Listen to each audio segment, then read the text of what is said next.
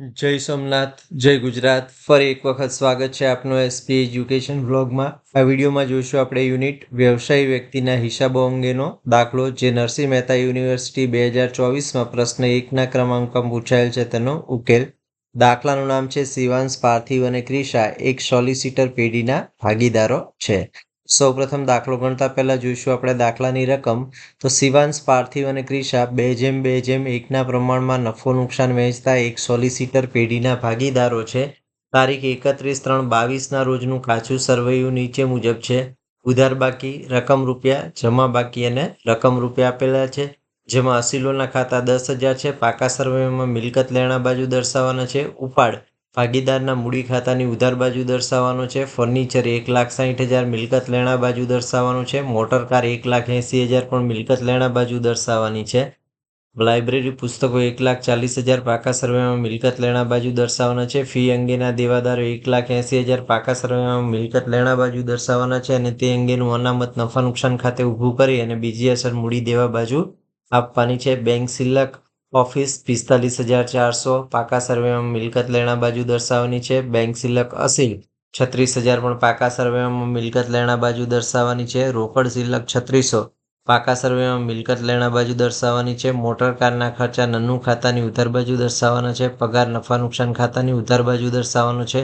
Office ખર્ચ પણ નફા નુકસાન ખાતાની ઉધાર બાજુ દર્શાવવાનો છે. તાર ટપાલ 39,000 પણ નફા નુકસાન ખાતાની ઉધાર બાજુ દર્શાવવાનો છે. મેગેઝિન લવાજમ 20,000 નફા નુકસાન ખાતાની ઉધાર બાજુ દર્શાવવાનો છે. સરવાળો છે 10,65,800. જમા બાકીમાં મૂડી 4,86,000 છે. ભાગીદારના મૂડી ખાતાની જમા બાજુ દર્શાવવાની છે. ફીના બિલો નફા નુકસાન ખાતાની જમા બાજુ આવક તરીકે દર્શાવવાનું છે. બાકી ફીનું અનામત 1,424 એટલે શરૂઆતનું અનામત છે. નફા નુકસાન ખાતાની જમા બાજુ દર્શાવવાનો છે. અસીલ પાસેથી ખર્ચના એડવાન્સ ₹54,000 છે એ મૂડી દેવા બાજુ દર્શાવવાના છે. હવાલા અંગેની વધારાની માહિતી આ પ્રમાણે છે. અસીલ વતી કરેલ ખર્ચ ₹4,000 ભૂલથી ઓફિસ ખર્ચ ખાતે નોંધારેલ છે. હવાલા નંબર 2, એક અસીલ પાસેથી પરચુરણ ખર્ચ પેટે ₹2,000 મળેલ, તેનો સમાવેશ અસીલના એડવાન્સમાં થયેલ છે. હવાલા નંબર 3, શિવાંશ, પાર્થિવ અને ક્રિશાની મૂડીનું પ્રમાણ સરખું છે. હવાલા નંબર 4, મોટર કાર, લાઇબ્રેરી પુસ્તકો અને ફર્નિચર પર અનુક્રમે 20%, 15% અને 10% ઘસારો ગણવાનો છે. શિવાંશ, પાર્થિવ અને ક્રિશાનું ઉપાડનું પ્રમાણ 2:2:1 છે. તો દાખલો ગણતા પહેલા સૌપ્રથમ આપણે કઈ વિગતો તૈયાર કરવાની છે એ જોઈ લઈશું. તો દાખલો ગણવા માટે જરૂરી ખાતા અને પાકું સરવૈયું તૈયાર કરવાનું છે, જેમાં સૌપ્રથમ આપણે નફા નુકસાન ખાતું તૈયાર કરીશું. ત્યારબાદ ભાગીદારના મૂડી ખાતા અને પાકું સરવૈયું તૈયાર કરીશું. દાખલો ગણતા પહેલા સૌપ્રથમ આપણે જરૂરી હવાલા ધ્યાનમાં લઈ તેની અસરો સૌપ્રથમ આપીશું અને ત્યારબાદ બાકીની વિગતોની અસરો આપણે જે તે જગ્યાએ આપીશું. તો દાખલો ગણતા પહેલા સૌપ્રથમ આપણે બનાવી લેવાનું છે નફા નુકસાન ખાતું. તો નફા નુકસાન ખાતું બનાવીશું. શિવાંશ, પાર્થિવ અને ક્રિશાની સોલિસિટર પેઢીનું તારીખ 31/3/22ના રોજ પૂરા થતા વર્ષનું નફા નુકસાન ખાતું. ઉધાર બાકી, વિગત, રકમ, જમા બાકી, વિગત, રકમ. આવી રીતે એક પાનામાં આપણે નફા નુકસાન ખાતું તૈયાર કરી લેવાનું છે. ત્યારબાદ ભાગીદારના મૂડી ખાતા તૈયાર કરવાના છે. તો બનાવીશું ભાગીદારના મૂડી ખાતા. ઉધાર બાકીમાં વિગત, શિવાંશ, પાર્થિવ અને ક્રિશા. જમા બાકીમાં વિગત, શિવાંશ, પાર્થિવ અને ક્રિશા. તો આવી રીતે 4-5 લાઈનના આપણે મૂડી ખાતા તૈયાર કરી લેવાના છે અને ત્યારબાદ બનાવવાનું છે પાકું સરવૈયું. તો બનાવીશું આપણે પાકું સરવૈયું. શિવાંશ, પાર્થિવ અને ક્રિશાની સોલિસિટર પેઢીનું તારીખ 31/3/22ના રોજ પૂરા થતા વર્ષનું પાકું સરવૈયું. મૂડી દેવા, રકમ રૂપિયા, મિલકત લેણા, રકમ રૂપિયા.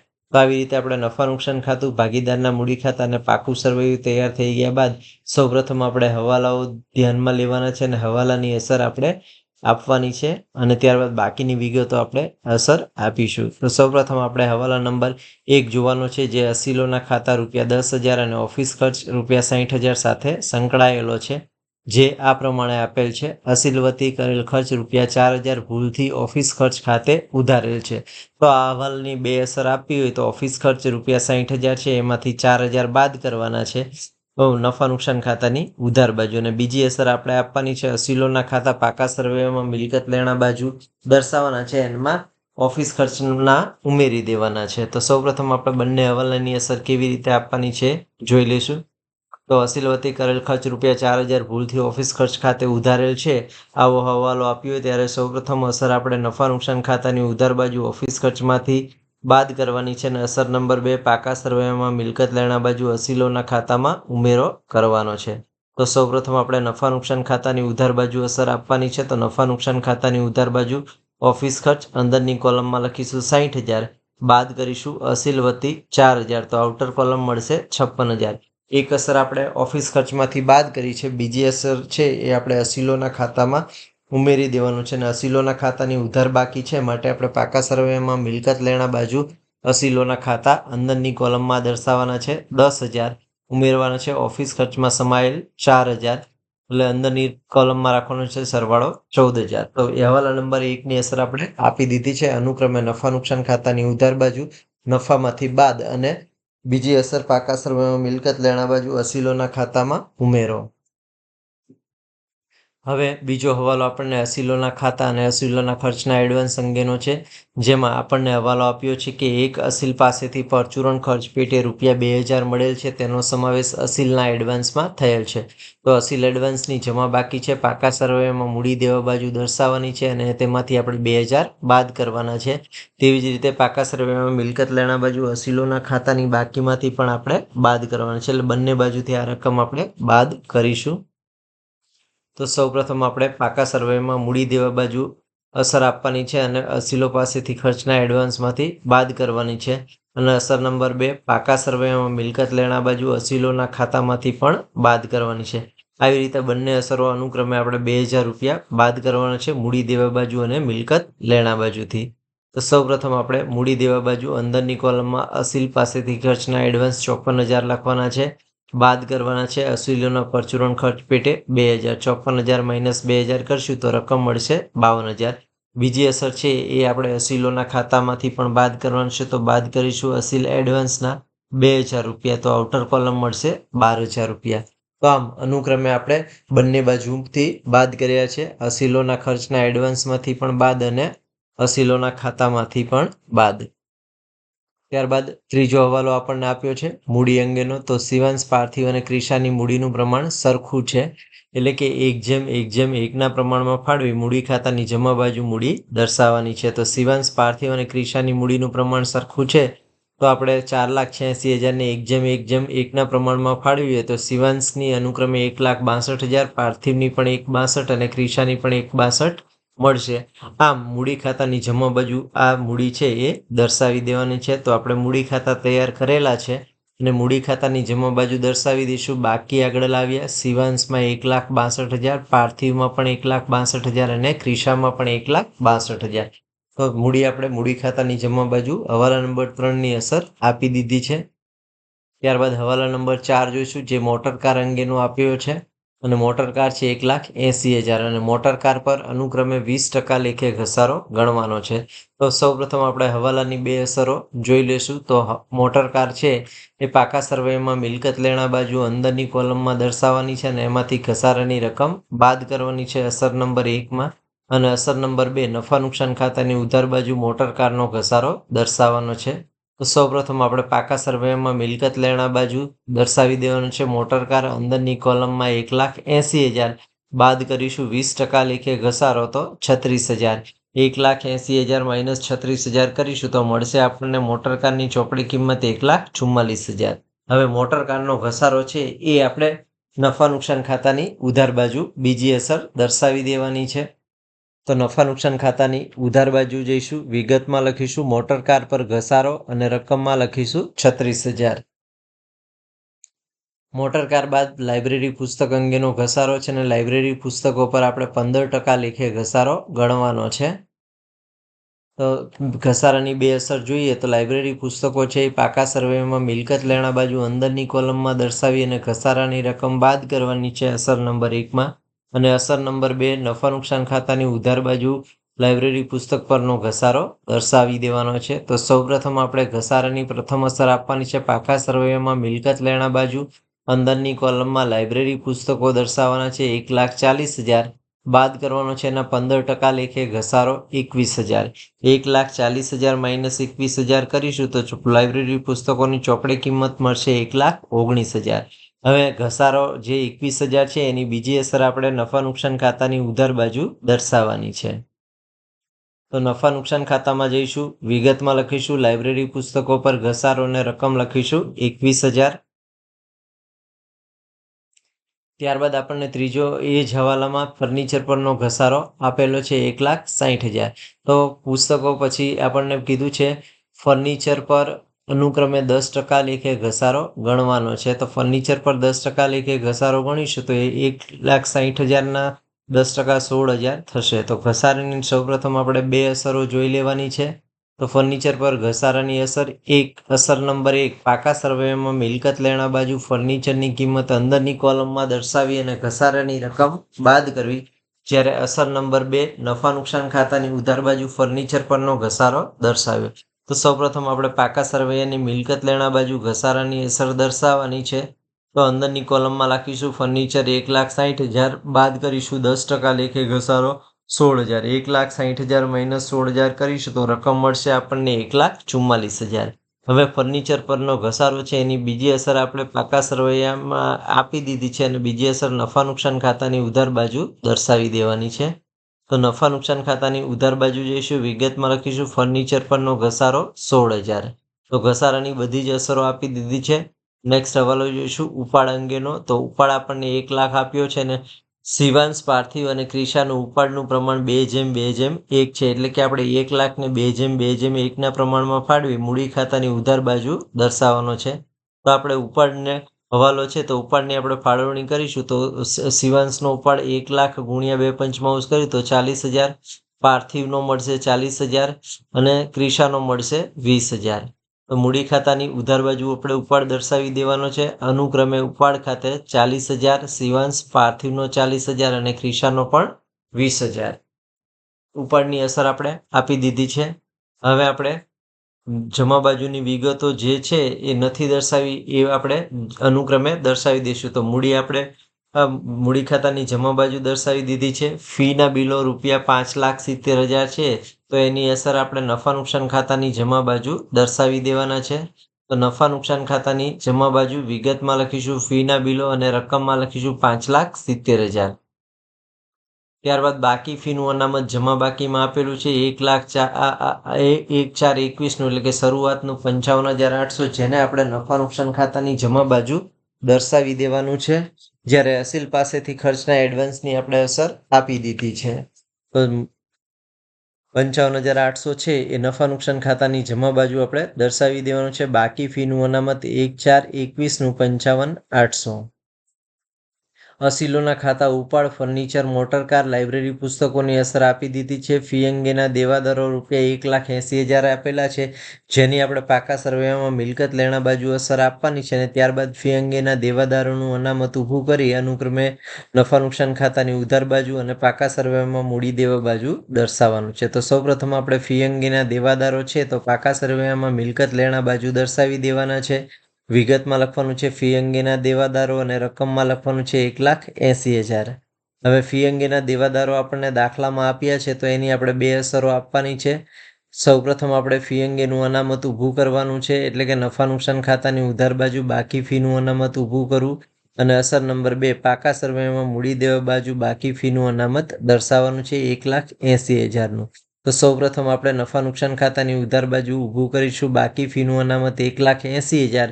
હવે અનામત ઊભું થયું છે તો એની બીજી અસર પાકા સરવૈયામાં મૂડી દેવા બાજુ દર્શાવવાની છે. તો પાકા સરવૈયામાં જઈશું મૂડી દેવા બાજુ, વિગતમાં લખીશું બાકી ફીનું અનામત 1,80,000. ત્યારબાદ દાખલામાં આપણને બેંક સિલક ઓફિસની આપી છે 45,400, જેને પાકા સરવૈયામાં મિલકત લેણા બાજુ દર્શાવવાની છે. તો પાકા સરવૈયામાં જઈશું, વિગતમાં લખીશું બેંક સિલક ઓફિસ, રકમમાં લખીશું 45,400. ત્યારબાદ આપણને બેંક સિલક અસીલ ₹36,000 આપી છે, તેને પણ આપણે પાકા સરવૈયામાં મિલકત લેણા બાજુ દર્શાવવાની છે. તો પાકા સરવૈયામાં જઈશું, મિલકત લેણા બાજુ લખીશું બેંક સિલક અસીલ અને રકમમાં લખીશું ₹36,000. ત્યારબાદ દાખલામાં આપણને આપી છે રોકડ સિલક ₹3,600, જેને આપણે પાકા સરવૈયામાં મિલકત લેણા બાજુ દર્શાવવાની છે. તો પાકા સરવૈયામાં જઈશું, મિલકત લેણા બાજુ લખીશું રોકડ સિલક અને રકમ લખીશું ₹3,600. ત્યારબાદ આપણે મોટર કારના ખર્ચા રૂપિયા 40,000 છે, જેને આપણે નફા નુકસાન ખાતાની ઉધાર બાજુ દર્શાવી દેવાના છે 40,000 રૂપિયા. તો નફા નુકસાન ખાતામાં જોઈશું, વિગતમાં લખીશું મોટર કારના ખર્ચા અને રકમમાં લખીશું 40,000. ત્યારબાદ આપણને પગાર આપ્યો છે 1,58,800, જે પણ ખર્ચ હોવાથી નફા નુકસાન ખાતાની ઉધાર બાજુ દર્શાવી દઈશું. તો નફા નુકસાન ખાતાની ઉધાર બાજુ વિગતમાં લખવાનું છે પગાર અને રકમમાં લખવાનું છે 1,51,800. ત્યારબાદ ઓફિસ ખર્ચની આપણે અસર આપી દીધી છે હવાલા નંબર 1 સાથે. તાર ટપાલ આપણને આપ્યો છે 39,000, તો તાર ટપાલ છે એ પણ નફા નુકસાન ખાતાની ઉધાર બાજુ દર્શાવી દેવાનો છે. તો નફા નુકસાન ખાતાની ઉધાર બાજુ જઈશું, વિગતમાં લખીશું તાર ટપાલ અને રકમ લખીશું 39,000. ત્યારબાદ મેગેઝિન લવાજમ છે રૂપિયા 20,000. તો મેગેઝિન લવાજમ પણ આપણે દર્શાવી દેવાનું છે પાકા નફા નુકસાન ખાતાની ઉધાર બાજુ ખર્ચ તરીકે 20,000. તો મેગેઝિન લવાજમ 20,000. હવે આપણે બધી જ અસરો આપી દીધી છે. સૌપ્રથમ આપણે નફા નુકસાન ખાતું બંધ કરવાનું છે અને નફા નુકસાન ખાતું બંધ કરી નફો કે ખોટ ભાગીદારના મૂડી ખાતે લઈ જવાના છે અને ભાગીદારના મૂડી ખાતા બંધ કરી પાકા સરવૈયામાં લઈ જવાના છે અને પાકું સરવૈયું બંધ કરવાનું છે. એટલે કે આપણે સોલિસિટરના વાર્ષિક હિસાબો બંધ કરશું. તો સૌપ્રથમ આપણે નફા નુકસાન ખાતું બંધ કરવાનું છે. નફા નુકસાન ખાતાની જમા બાજુનો સરવાળો કરીએ તો 5,70,000 વત્તા 55,800 તો મળશે 6,25,800, જેને આપણે ઉધાર બાજુ મૂકવાના છે 6,25,800. હવે 6,25,800 માંથી અનુક્રમે 56,000, 36,000, 21,000, 21,000, 16,000, 1,80,000, 40,000, 1,51,800, 39,000 અને 200 બાદ કરીશું તો નફો મળશે આપણને 66,000. હવે જે 66,000 છે એ નફો આપણે 2:1 પ્રમાણમાં વહેંચવાનો છે અનુક્રમે શિવાંશ, પાર્થિવ અને ક્રિશા વિશે. તો શિવાંશનો નફો મળશે આપણને 26,400, પાર્થિવનો નફો પણ 2 ભાગે મળશે 26,400 અને ક્રિશાનો 1 ભાગે નફો મળશે 13,200. આ જે નફો શોધ્યો છે એ ભાગીદારના મૂડી ખાતાની જમા બાજુ લઈ જવાનો છે અને વિગતમાં લખવાનું છે નફો નન્નું ખાતેથી લાવ્યા. તો અનુક્રમે 26,400, 26,400 અને 13,200 છે એ ભાગીદારના મૂડી ખાતાની જમા બાજુ આપણે દર્શાવી દેવાનો છે. નફો 26,400, 26,400 અને 13,200. હવે ભાગીદારના મૂડી ખાતા બંધ કરવાના છે, એટલે કે જમા બાજુનો સરવાળો કરવાનો છે. તો 1,62,000 વત્તા 13,200 તો મળશે 1,75,200. ક્રિશાનો સરવાળો 1,62,000 વત્તા 26,400 કરીશું તો મળશે 1,88,400. પાર્થિવનો સરવાળો અને શિવાંશનો 1,62,000 વત્તા 26,400 કરીશું તો મળશે 1,88,400, જેને આપણે ઉધાર બાજુ મૂકી દેવાનું છે અનુક્રમે ક્રિશાનો 1,75,200, પાર્થિવનો 1,88,400 અને ક્રિશાવાંશનો 1,88,400. હવે આપણે તફાવત શોધવાનો છે. તો 1,75,200 માંથી જે બાદ કરીશું તો બાકી આગળ લઈ ગયા આવશે 1,88,400 માઇનસ 40,000 કરીશું તો શિવાંશની મળશે 1,48,400. પાર્થિવની 1,88,400 માંથી 40,000 બાદ કરીશું તો મળશે 1,48,400 અને ક્રિશાની 1,75,200 માંથી આપણે 20,000 બાદ કરીશું તો મળશે 1,55,200. તો ભાગીદારની મૂડી ખાતાની બાકી અનુક્રમે આપણને મળી છે 1,48,400, 1,48,400 અને 1,55,200, જે ભાગીદારના મૂડી હોવાથી આપણે પાકા સરવૈયામાં મૂડી દેવા બાજુ અંદરની કોલમમાં દર્શાવી સરવાળો 12 દર્શાવવાનો છે. તો ભાગીદારની જે મૂડી ખાતાની બાકી આવી છે એ પાકા સરવૈયામાં મૂડી દેવા બાજુ દર્શાવી દેવાની છે. મૂડી અનુક્રમે શિવાંશની 1,48,400, પાર્થિવની 1,48,400 અને ક્રિશાની 1,55,200. 1,48,400 વત્તા 1,48,400 વત્તા 1,55,200 કરીશું તો મળશે આપણને 4,52,000. હવે આપણે પાકા સરવૈયાનો સરવાળો કરીશું તો અનુક્રમે મૂડી દેવા બાજુનો સરવાળો કરીએ તો 4,52,000 વત્તા 52,000 વત્તા 1,80,000 કરીશું તો મળશે આપણને 6,48,000. એવી જ રીતે મિલકત લેણા બાજુનો સરવાળો કરીએ તો 12,000 વત્તા 1,44,000 વત્તા 1,19,000 વત્તા 1,44,000 વત્તા 1,80,000 વત્તા 45,400 વત્તા 36,000 વત્તા 3600 કરશું તો મિલકત લેણા બાજુનો સરવાળો પણ મળશે આપણને 6,84,000. આમ બંને બાજુનો સરવાળો આપણને મળી ગયો છે 6,84,000. તો આ દાખલો છે એ નરસિંહ મહેતા યુનિવર્સિટી 2024માં પ્રશ્ન 1ના ક્રમાંકમાં પૂછાયેલો હતો, તેનો ઉકેલ હતો. તો તો દાખલો ગણતા પહેલા સૌપ્રથમ આપણે તે ખાતાઓ તૈયાર કરી લીધા, ત્યારબાદ હવાલાઓની અસર આપી અને હવાલાઓ સિવાયની જે વિગતો કાચા સરવૈયામાં આપી છે તેમાં આપણે મૂડી દેવાને લગતી જમા બાકી હતી એ મૂડી દેવાને નફા નુકસાન ખાતાની જમા બાજુ દર્શાવી અને ઉધાર બાકી હતી તેની વિગતો નફા નુકસાન ખાતાને લગતી વિગતો નફા નુકસાન ખાતાની ઉધાર બાજુ અને પાકા સરવૈયાને લગતી વિગતો પાકા સરવૈયામાં મિલકત લેણા બાજુ દર્શાવી. છેવટે આપણે નફા નુકસાન ખાતું બંધ કર્યું, નફો શોધ્યો, ભાગીદારના મૂડી ખાતે લઈ ગયા અને ભાગીદારના મૂડી ખાતા બંધ કરી આપણે ભાગીદારની મૂડી પાકા સરવૈયામાં લાવ્યા અને પાકા સરવૈયું બંધ કર્યું અને બંને બાજુનો સરવાળો સરખો થયો. તો આ દાખલો અહીંયા પૂરો થાય છે. નેક્સ્ટ વિડીયોમાં આપણે મળીશું નવા દાખલા સાથે. જો વિડીયો ગમ્યો હોય તો વિડીયોને લાઇક કરો, લિંકને મિત્રો સાથે શેર કરો, ચેનલમાં નવા હોય તો ચેનલ સબસ્ક્રાઇબ કરો. જય સોમનાથ, જય ગુજરાત, થેન્ક યુ.